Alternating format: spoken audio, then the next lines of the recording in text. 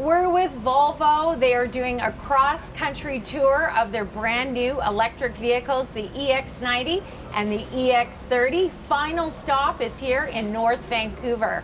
The EX30 is the smallest SUV in the Volvo fleet. So this brings them to a total of 4 EVs in the Volvo portfolio. And this EX30 is built in China. Let's get into it.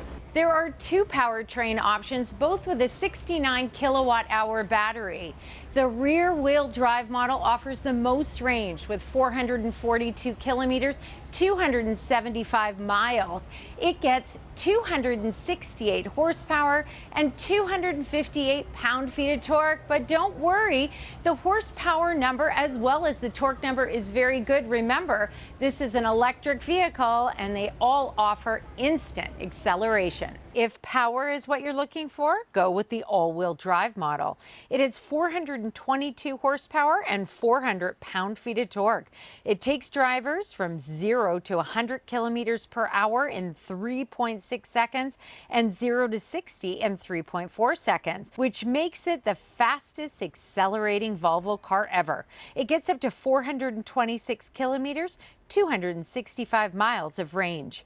The EX30 has a heat pump and it can tow close to 2,000 pounds. Well, it certainly looks like a Volvo. It looks like a polished XC40. This EX30 is designed to have the smallest CO2 footprint in the Volvo lineup. This EV has what we like to call Scandinavian luxury. It has a long wheelbase, large wheels, and equal front and rear overhangs, giving it a balanced look. The headlamps are an evolution of the Thor's hammer design that Volvo first premiered in the second generation XC90 back in 2015. 5 exterior colors are available, including cloud blue and moss yellow. Now, are you wondering about size and what this compares to?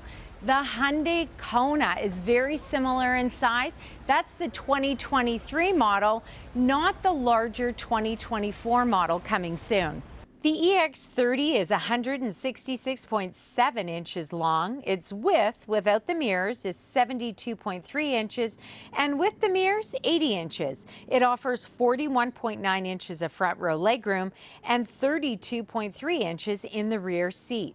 The maximum load volume behind the rear seat is 11.2 cubic feet under the detachable parcel shelf. This includes the 2.2 cubic feet hidden storage under the load floor. Adding to versatility, the load floor can be easily adjusted in 2 levels, normal flat level and low level for larger items such as suitcases. Overall cargo capacity is 32 cubic feet. There is also a front load compartment for charging cables, and there is a lid to keep items protected. The EX30 has a tire mobility kit. Well, this interior is a combination of what we've come to expect from Volvo and a kind of a new twist. First of all, there's a lot of hard speckled plastic in here. That's kind of different. Very thin door handles, thin seats, a minimalist design, no instrument cluster, everything in the screen, just like Tesla. And just like Tesla, you have phone chargers down here. That's the way they do it. You get USB-C ports and more. You'll notice you get a squared heated sport steering wheel, plus there's ambient lighting.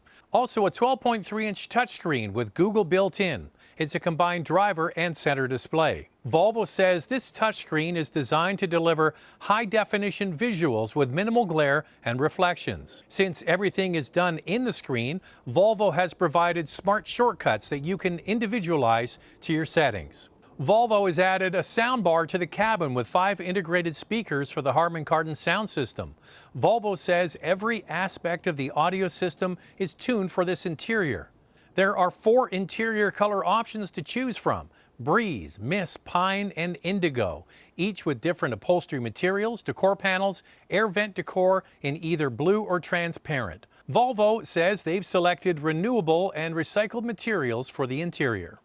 Well, just as we thought, the back seat is small if it is the same size as the 2023 Hyundai Kona. That was one of the biggest complaints with that model. Now, there is a lot of hard plastic in the back. It carries through from the front. I have the seat in the position that I would drive the vehicle in. I'm almost 5'7", and you can see that I don't have a ton of legroom. Although I can fit my feet under this front seat nicely, there is room for me. There is also no center armrest here. So that is something that you would have to get used to, but there is a flat floor. Now let's talk a bit about charging. With a DC fast charger and with speeds up to 153 kilowatt, you can charge this EX30 from 10 to 80% in 27 minutes. With a level 2 charger and an 11 kilowatt onboard charger, it'll take you about 8 hours to go from 0 to 100%. Well, when you get a Volvo, you get some nice features baked right in. Of course, convenience and most importantly, safety. With the EX30, you get a 360-degree camera that's available and, of course, one-pedal driving. Other technology available includes adaptive cruise control, park assist, door opening alert, collision avoidance, driver alert systems, and blind spot monitoring and rear cross traffic alert. Well, how about we get into the pricing? Now, we don't have all of the pricing yet, but what we do have is a starting price for the rear wheel drive model. Now in the US, wow, what a price point. It starts under $35,000. Now keep in mind, because it's made in China, it does not qualify for a tax credit. Now in Canada, some of our viewers have already reached out about the EX30 thinking that it would start at about $48,000 Canadian because of that US price point. It does not.